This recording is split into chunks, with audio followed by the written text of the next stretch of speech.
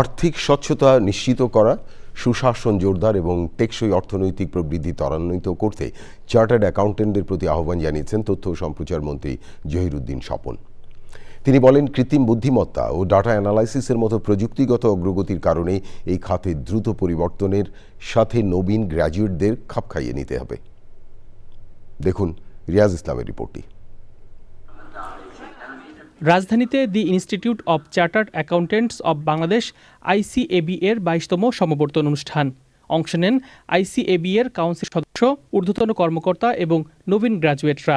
You can play a significant role in enhancing national revenue, improving financial discipline and supporting Bangladesh economic development. Nabin chartered অ্যাকাউন্টেন্টদের অর্থনৈতিক ও সামাজিক ব্যবস্থায় অন্যতম বুদ্ধিভিত্তিক অবদানকারী হিসেবে কাজ করার পরামর্শ দেন তথ্যমন্ত্রী।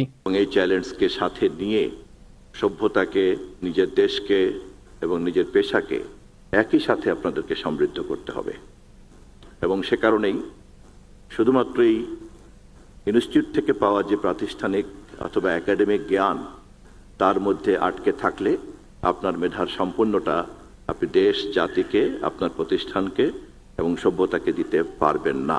প্রযুক্তির সংমিশ্রণে যে নতুন প্রেক্ষাপট তৈরি হয়েছে সে বিষয়ে সার্বক্ষণিক সজাগ থাকার আহ্বান জানান তিনি। শুধুমাত্র এই পেশাগত দক্ষতা অর্জন করাই আপনাদের জন্য কাজ হবে না।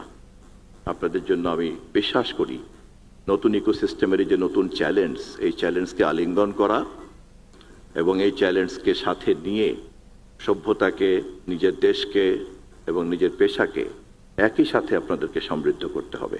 এবারের সমাবর্তনে 2022 থেকে 2025 পর্যন্ত CA পরীক্ষার উত্তীর্ণদের সনদ দেওয়া হয়।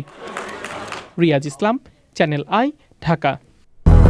200-র বেশি সার্ভিস ও ফিচারে লেনদেনের সব বিকাশ অ্যাপে সম্ভব।